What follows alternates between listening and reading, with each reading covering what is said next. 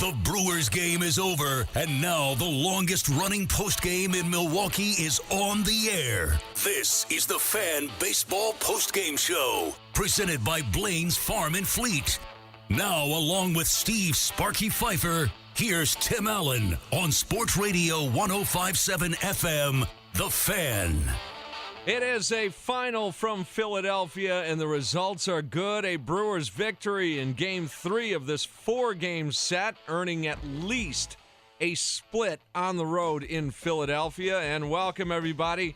It is the Fan Baseball Postgame Show, built by Blaine's Farm and Fleet. Tim Allen, Billy Schmid, Darian behind the glass. Dan Zielinski is here, too. We'll talk a little bit about the upcoming draft a little bit later on today, but Dan, you can chime in anytime you want here, buddy, okay? First, I want you to give us a little bit of a breakdown of what David Stearns witnessed himself as the GM's on the ground, in the trenches. He's going to watch these guys. I would assume these guys are all way upper first-round guys, right? Exactly. The first guy he saw was Jason Groom, left-handed prep pitcher from New Jersey. Top pitcher in this class, top player in this class, left-handed pitcher, has a above-average fastball, solid curveball, great command. How old is this kid? 18 years old, 17 years old. Yeah, see, I get a little weird with that stuff because there's not a lot of clarity. Mm-hmm. I don't like to go on stats, high school stats, Exactly.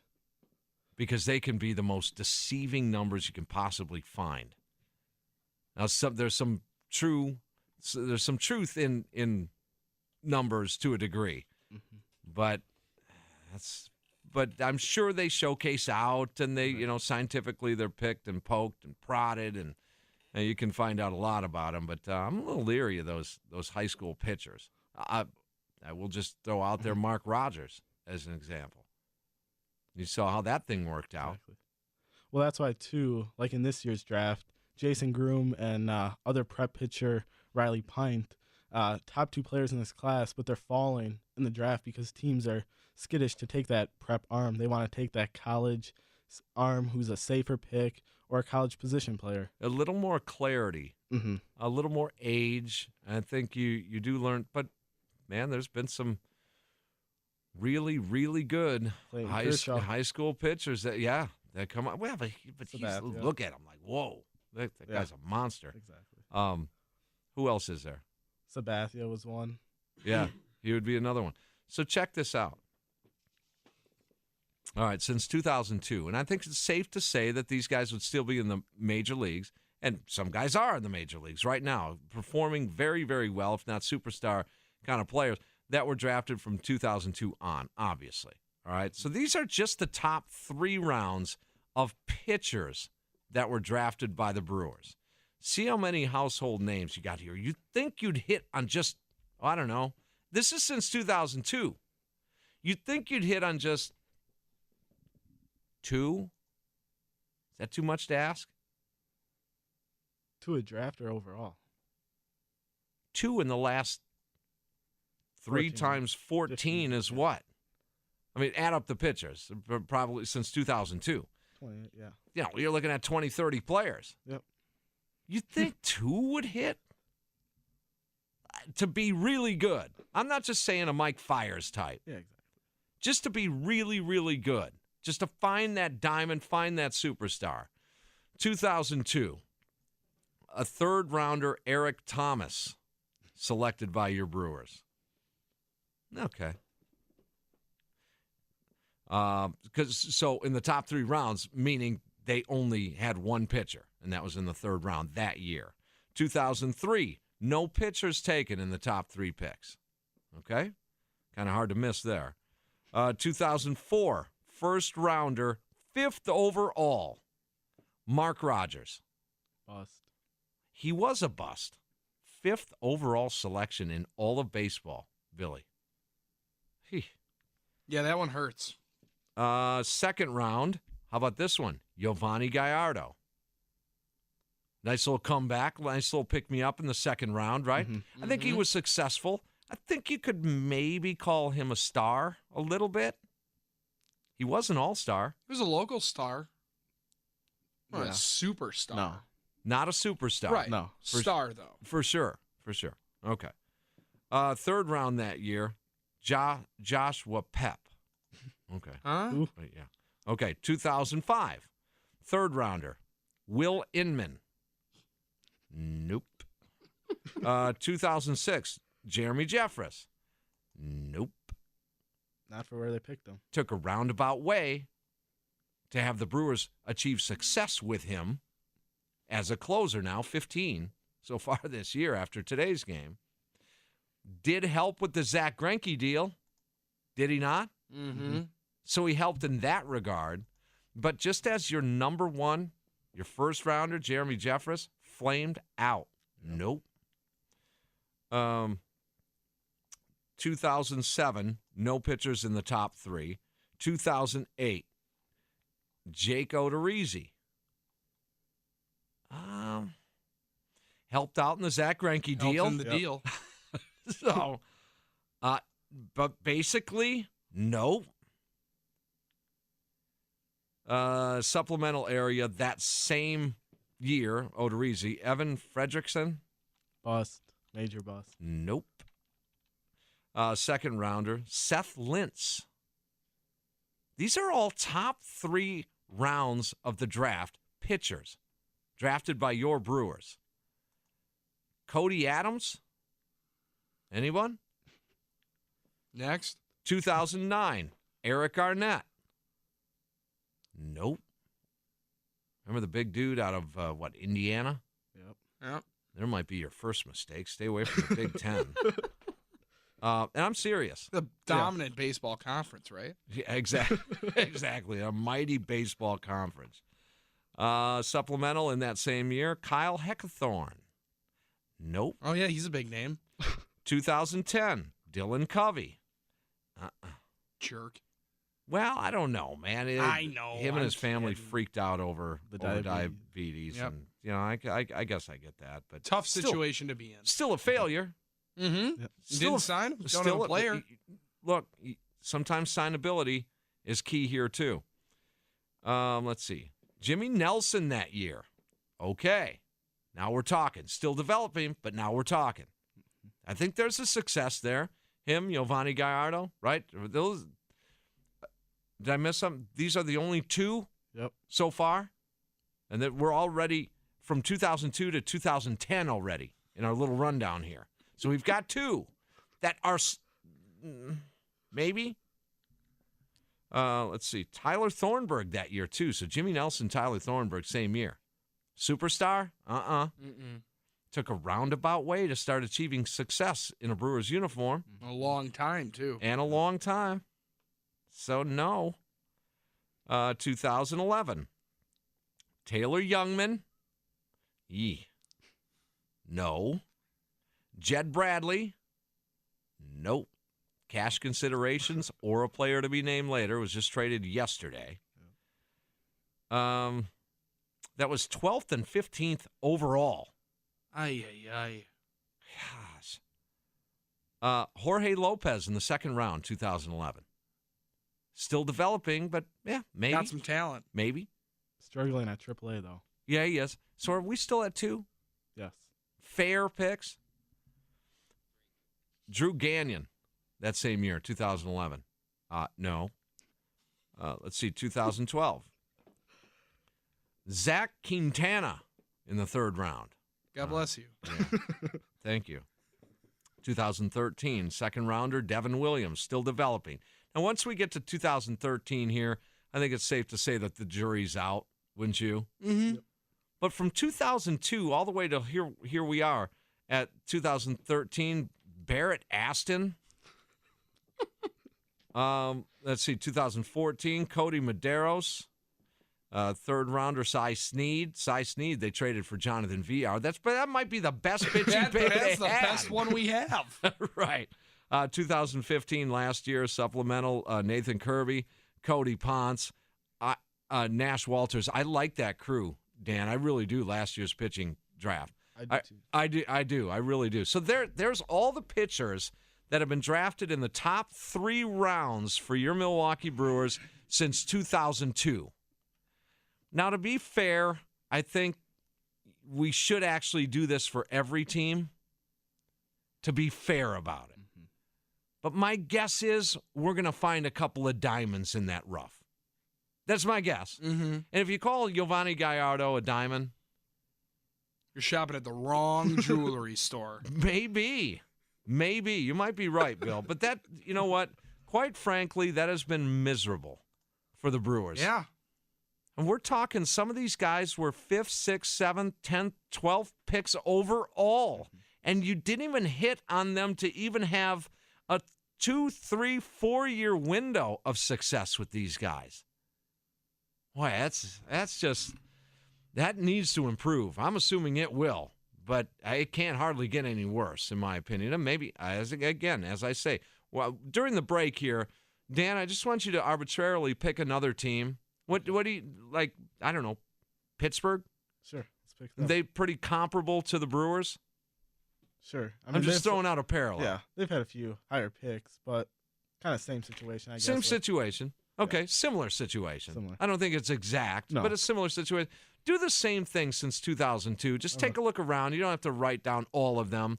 See if there's star to superstar pitchers in their top 3 rounds since 2002. I think that'd be a nice little control group there. All right, Billy Schmidt has a sports flash coming up. Is that right? Absolutely. All right, we'll also hear from Jonathan Lucroy as he spoke on Fox Sports Wisconsin. We'll continue. You're listening to the Fan Baseball Postgame Show built by Blaine's Farm and Fleet. Tim Allen and a Brewers 6-3 victory. This segment of the Fan Baseball Postgame Show is presented by Blaine's Farm and Fleet, serving America's hardest working people since 1955. This is the only station Brewers fans need. 105.7 FM, The Fan. All right, welcome back. The Fan Baseball Postgame Show built by Blaine's Farm and Fleet. Tim Allen and a Brewers 6-3 victory. Dan Zielinski is in studio here again, and we'll have you on again for sure as we lead toward that Thursday draft. Sounds good, Tim. I appreciate it. They're all as big always. drafts. TheThirdManIn.com is where you can find his stuff. Hey, look, you talk to these guys too, don't you? Correct. I've talked to this year 32 of the top draft prospects in this year's class. Who has impressed you most, obviously, off the field during that conversation? Ooh, that's a tough one. I'd have to say one of them is Corey Ray, the center fielder from Louisville, who the Brewers have interest in. You bet. Riley Pint is another guy. He's very knowledgeable about pitching. So you can attest to their character, at least through that conversation. Yes, correct.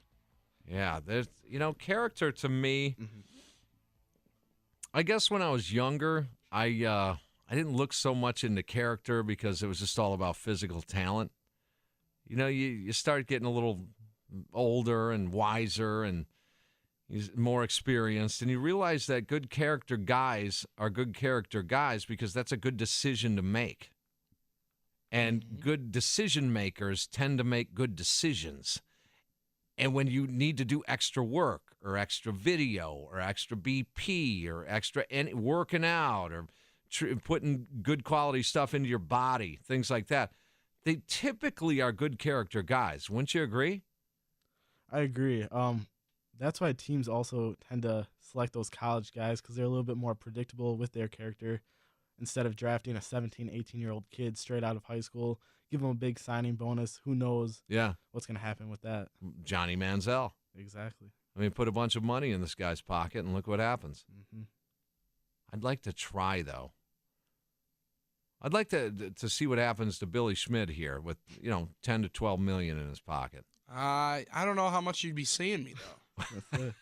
Probably not a lot. It'd be difficult. I'd have to squeeze you into my extensive schedule. No, it would be a text saying, Tim, I got you on a flight out of Mitchell to, wherever. We're going to Vegas. Lay on a beach somewhere. Yeah.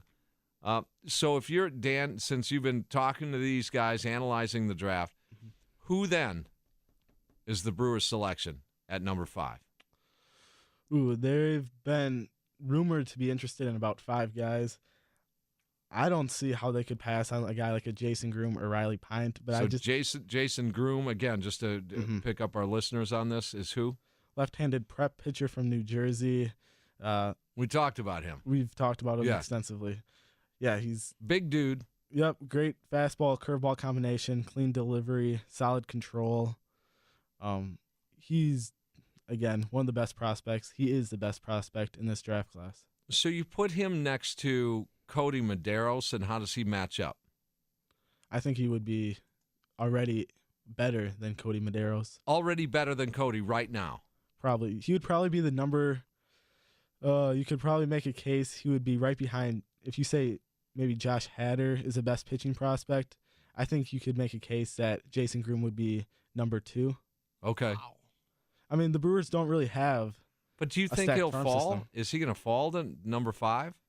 The only teams I could see selecting him in front of the Brewers would be the Rockies, who their GM looked at this past week. Okay. The Braves seem more interested in Riley Pint than they do Jason Groom.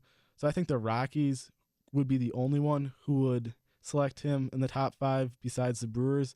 But the Rockies have also struggled with selecting young high school prep pitchers. Mm-hmm. So, do you draft for need in baseball at all? No, you usually draft best available. At least at the front end of the draft, exactly. Right? Some teams will maybe slot a college guy a little bit higher than a high school guy just because there's a little bit more predictability, not as big of a risk. But for the most part, it's best player available.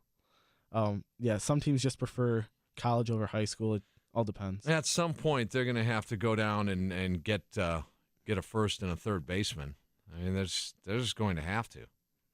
There could be some guys in the second round available, or maybe the third as well. So it just depends. Now, Corey Ray, he is the outfielder. Outfielder from Louisville.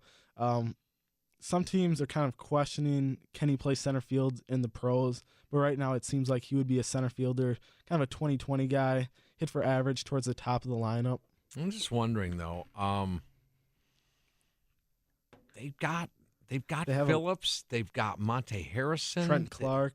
Trent Clark. Tyrone Taylor.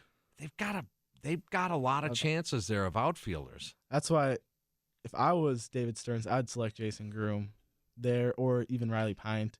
If those two guys aren't on the board, one name that's an intriguing option is Delvin Perez, a Puerto Rican prep shortstop. He would be. Oh, here we go again with middle infielders. He'd be the first prep guy selected since Carlos Correa was taken by the Astros. So David Stearns has seen that process with drafting a guy from Puerto Rico. That's true. He's offensively not that. He has a lot of work to do offensively. Defensively is what he's known for right now. Forget about that. Yeah. Forget about that. But he might have one of the highest ceilings in this draft. Who looks at fielding? I mean, come on. You can tweak that as they get a little bit older. But, man, these guys need to pitch. They need to hit. They need to run. And we'll work on fielding down the line. Those are the same guys that draft long snappers in their fantasy football drafts. He's been connected. I really got to round out my special teams. Who has? Delvin Perez. He has? Yeah. Okay. So, that's again, they've been interested in about 5-6 guys so far. So it's going to be kind of an unpredictable draft the entire way through, and it really kind of depends. Is it a good draft? Talent-wise? It's like most years. There's not that Bryce Harper, Steven Strasburg. It's not as good as the 2011 draft with Garrett Cole, guys like that. But overall, it's all right. High school guys, there's a lot of high upside high school players. Some are going to fall, obviously, with the risk of selecting high school pitchers. So yeah, it is risky. Yeah. It really is. I mean, there's some tough times there. You're gambling there. Exactly. People want to, our listeners, you got your smartphone handy. Just go back and look at the draft of 2005. Would you say that that's one of the best drafts? Easily. Ryan Braun was number 5 in that draft. He was. Alex Gordon was in there. I mean, Troy Tulowitzki. Tula was in there. Yeah, well, there was amazing. Justin Upton, wasn't he in that? Oh, yeah. Yeah, there were a couple of pitchers in there, too, that just every once a year or so, I just go back and scroll down that 2005 draft. That was amazing. Have you ever done that, Bill? Yeah, it's like the 2003 draft in the NBA. Just game changers all over the board. Yeah, it's amazing. So the draft coming up. Dan Zielinski, the thirdmanin.com. Read his stuff. He's all over this draft. Next time we have you in, we'll talk about some of the local guys that are probably going to get drafted. Mm-hmm. Sounds good, Tim. Thank you for the time. As you said, yeah, there's probably 2 guys top 3 rounds getting drafted from Wisconsin. Top 3. That is super cool. That's super cool.